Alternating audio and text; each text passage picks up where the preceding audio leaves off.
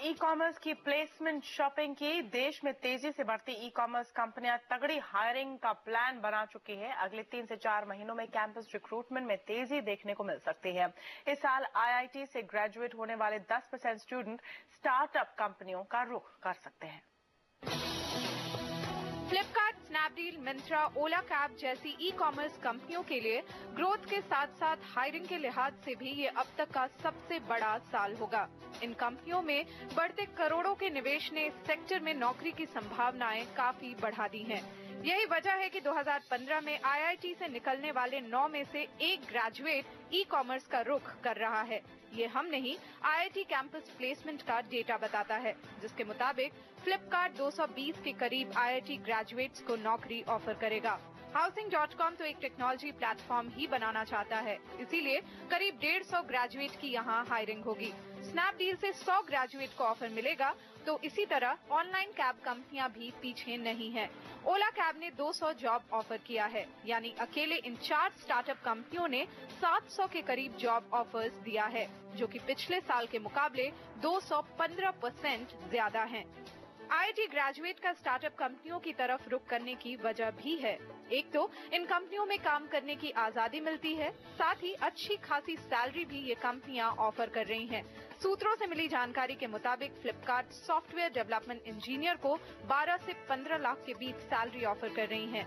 वहीं स्नैपडील 18 लाख तक का पैकेज दे रही है और ठीक इसी से मिलता जुलता ऑफर ओला कैब की तरफ से भी दिया जा रहा है। ई कॉमर्स कंपनियों का कहना है कि उनकी ग्रोथ स्ट्रैटेजी के मुताबिक वो स्मार्ट टैलेंट पर ज्यादा फोकस कर रहे हैं, ताकि बढ़ते कंपटीशन को बखूबी टक्कर दे सकें। श्रीमी चौधरी, मुंबई। और हमारे साथ बात करने के लिए जुड़ रहे हैं ग्लोबल हंट इंडिया के एमडी सुनील गोयल और आईआईटी बॉम्बे के प्लेसमेंट इंचार्ज अभिजीत चैटर्जी। स्वागत है आप दोनों का। अभिजीत चैटर्जी से पहले बात करेंगे, ये बताएं कि इस बार स्टार्टअप कंपनियां और ई कॉमर्स कंपनियों का कितना दबदबा है प्लेसमेंट्स में और स्टूडेंट्स इनको कैसे रिसीव कर रहे हैं? ठीक हो, आज हमारा 3rd डे ऑफ प्लेसमेंट है, तो आज से काफी ई कॉमर्स एंड स्टार्टअप्स कंपनियां हैं लाइंड अप और वो students are also quite excited क्योंकि वो काफी आजकल रोल मॉडल है स्टार्टअप्स के, मतलब they learn fast and they can contribute, so there is a very good response.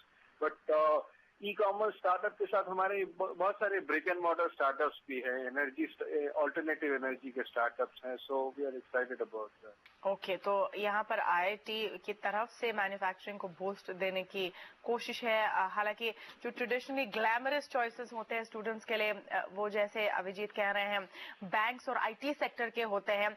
Sunil Goyal, इस पूरे फूड चेन में एक तरह से ई कॉमर्स कंपनियां और स्टार्टअप्स कहाँ खड़ी होती है? अभी हमें पता है कि इनके पास बहुत सारे फंड्स आ चुके हैं, इनकी ग्रोथ बूम हो रही है, लेकिन क्या ये एक अच्छी चॉइस है किसी भी आईआईटी पास आउट के लिए या फिर किसी भी जॉब सीकर के लिए? देखिए, अगर पूरे बिजनेस अगर सेगमेंट को अगर हम 3-4 पार्टों में अगर बांट दें, एक तो कुछ पुरानी जो ब्रिक एंड मोटर कंपनीज होती थी, टिपिकली जैसे ऑटोमोबाइल हैं या पावर एनर्जी सेक्टर्स हैं या इंफ्रास्ट्रक्चर हैं, और दूसरे उसके बाद सर्विसेज सेक्टर आया जहां पे कि इन्फोसिस और टाटा कंसल्टेंसी सर्विसेज या एक सर्विसेज सेक्टर आया। तो पहले मैन्युफैक्चरिंग हायर करती थी आईआईटी के स्टूडेंट्स एंड आईआईएम के, उसके बाद सर्विसेज इंडस्ट्री ने हायर करना शुरू कर दिया।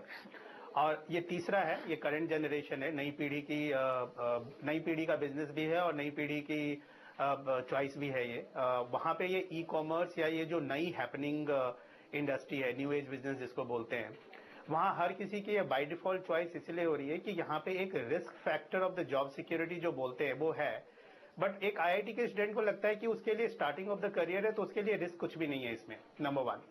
दूसरा, उनको ये लगता है कि अगर आप ओवरऑल देखें तो उनको एक opportunity to learn in entrepreneurship environment में मिलता है, कि उनको सीखने का बहुत मौका मिलता है कि एक नया बिजनेस कैसे स्टार्ट होता है और कैसे रन करता है और कैसे होता है। क्योंकि कहीं ना कहीं जितने भी स्टूडेंट जाते हैं प्लेसमेंट लेते हैं, आज की डेट में अगर आईआईटी या किसी भी बड़ी शैक्षणिक संस्थान में जाएं आप, तो वहां पे 50 से 70% लोग बोलते हैं कि वो एंटरप्रेन्योर बनना चाहते हैं, वो अपना कुछ ना कुछ छोटा बड़ा कुछ ना कुछ एक नया आइडिया लेके आके नया बिजनेस करना चाहते हैं। तो वो इन्वायरमेंट जो लर्निंग का है उनको वो स्टार्टअप में मिलता है।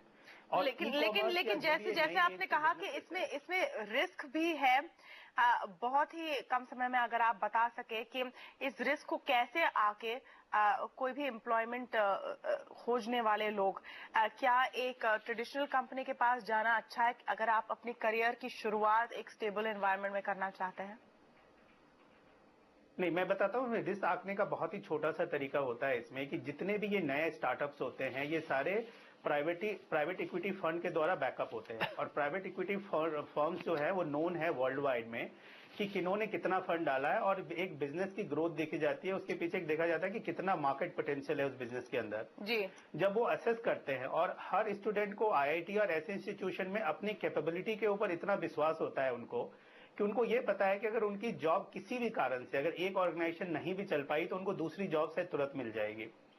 तो वो उनको जो सिर्फ एक रिस्क को जो असेस करने का जो एक पैरामीटर होता है सिर्फ ये होता है कि किस तरह की फंडिंग है इस ऑर्गेनाइजेशन में, किस तरह के प्राइवेट इक्विटी फर्म्स फंड कर रहे हैं, और इस बिजनेस का पोटेंशियल कितना है ओवरऑल। तो यानी एज एन इन्वेस्टर जैसे आप एक कंपनी को असेस करते हैं निवेश करने से पहले, एज एन प्रोस्पेक्टिव एम्प्लॉय भी आप उसको असेस करें। बहुत बहुत शुक्रिया गोयल साहब और अभिजीत चैटर्जी हमसे बात करने के लिए। यहाँ पर एक छोटा सा ब्रेक लेना होगा क्योंकि आगे हम बात करेंगे ऑटो सेक्टर में रिवाइवल की संकेत तो दिख रहे हैं।